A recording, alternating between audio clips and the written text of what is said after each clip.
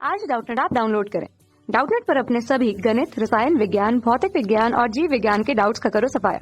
बस प्रश्न की फोटो खींचो, एक ही प्रश्न को क्रॉप करो और तुरंत वीडियो सोल्यूशन पाओ। अभी डाउनलोड करें। हेलो फ्रेंड्स, प्रश्न है दीप्तिकालिता तथा वसंतीकरण क्या है, इसके महत्व का वर्णन करें। आइए इस प्रश्न का उत्तर देखते हैं। तो सबसे पहले हम देखते हैं दीप्तिकालिता के बारे में। तो दीप्तिकालिता का सर्वप्रथम प्रयोग किसने किया था?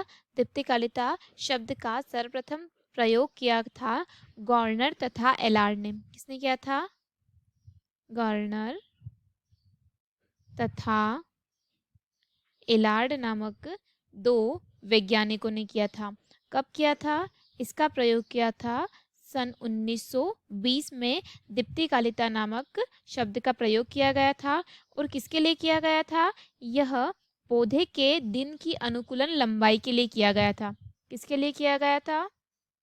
पौधे के दिन की अनुकूल लंबाई के लिए किया गया था। किसका उपयोग किया गया था? दीप्तिकालिता का।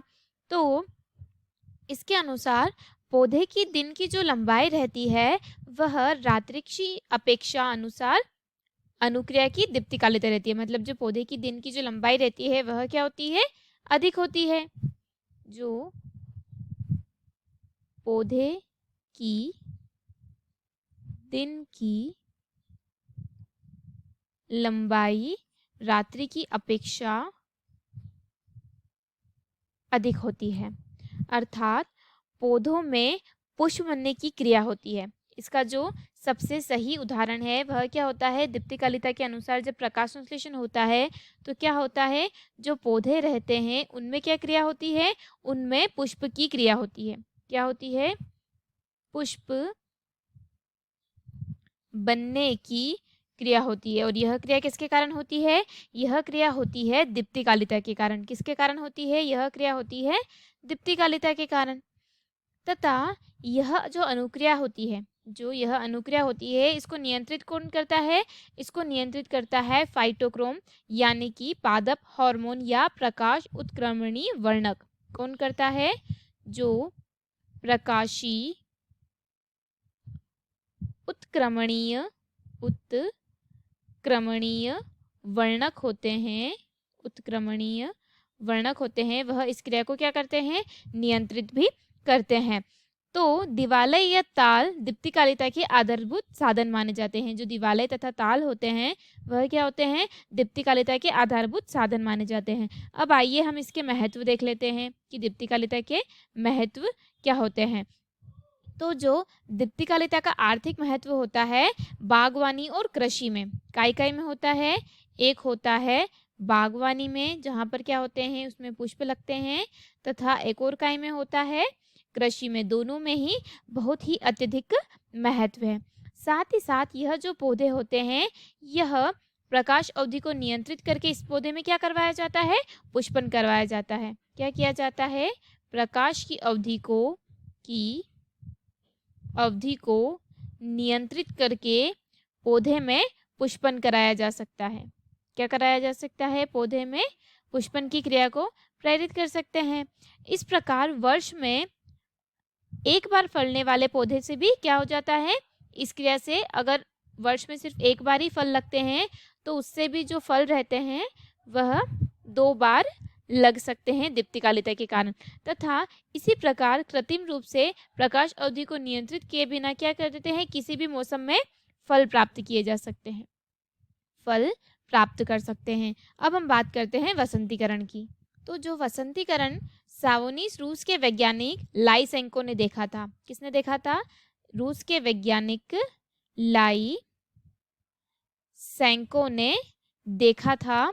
यदि शीतकालीन जो पौधे रहते हैं, यदि शीतकालीन पौधों के बीजों को कृत्रिम रूप से क्या किया जाता है? अगर 0 डिग्री सेंटीग्रेड से 5 डिग्री सेंटीग्रेड ताप पर कुछ दिनों के लिए रख दी जाते हैं तो उन्हें बसंत के दिनों में बोया जाए, ताकि वह क्या कर सके? उसी साल फल देने लगते हैं। अगर किसी बीज को 0 डिग्री सेंटीग्रेड से 5 डिग्री सेंटीग्रेड पर रख जाते हैं तो वह क्या करते हैं? और उसे अगर वसंत के दिनों में बोया जाता है तो वह उसी साल क्या देने लग जाते हैं, फल देने लग जाते हैं। क्योंकि जो पुष्पीकरण होता है उसको प्रभावित करने के लिए पौधों को कहीं में रखने की आवश्यकता होती है, ठंडे स्थानों पर रखने की क्रिया होती है, और उस क्रिया को क्या कहते हैं, उस क्रिया को कहते हैं वसंतीकरण या बसंतीकरण की क्रिया। ठीक है, तो जो वसंतीकरण की क्रिया होती है उसमें क्या होता है, बीजों को उत्ताप पर रखते हैं ताकि उनका जो प्रभाव हो सके बसंतीकरण का वह क्या हो सके, समाप्त हो सके। और इस क्रिया को क्या कहते हैं, उस क्रिया को कहा जाता है डिवर्नलाइजेशन। क्या कहते हैं, डिवर्नलाइजेशन। ठीक है, अब हम देखते हैं इसके महत्व की, जो वसंतीकरण है उसके महत्व क्या क्या होते हैं। तो पहला महत्व यह है कि इस विधि से शीत पादपों को काय में बदल सकते हैं, जो ठंडे में बोए जाते हैं उनको काय में बदल सकते हैं, वसंत में बोए जाते हैं। किसकी वजह से, उसका तापमान क्या कर देते हैं, बढ़ा देते हैं, जिसके कारण किन में बदल देते हैं, उनको वसंत में बदल देते हैं, जो शीत पादप रहते हैं उनको। साथ ही साथ जो फसल के प्राकृतिक कुप्रभाव रहते हैं उससे बच सकते हैं, जो प्राकृतिक कुप्रभाव रहते हैं उससे भी बचा जा सकता है, तथा पौधों में शीघ्रता से पुष्पन कराया जा सकता है। क्या होता है, पौधों में शीघ्रता से पुष्पन की विधि को संपन्न कर सकते हैं। साथ ही साथ इस क्रिया से जो फसल रहती है, क्या होती है, जो फसल रहती है उसको भी क्या कर सकते हैं, शीघ्रता से उत्पन्न कर सकते हैं। यही था दीप्तिकालिता तथा वसंतीकरण का उदाहरण तथा उनके बारे में। धन्यवाद दोस्तों, आशा करती हूँ कि आपको इस प्रश्न का उत्तर समझ आया होगा। इस वीडियो को देखने के लिए धन्यवाद। कक्षा 6 से 12वीं से लेकर नीट, IIT, JEE वो एडवांस के लेवल तक 1 करोड़ से ज्यादा छात्रों का भरोसा। आज ही डाउनलोड करें डाउटनेट ऐप या व्हाट्सएप करें अपने सारे डाउट्स 8400 400 400 पर।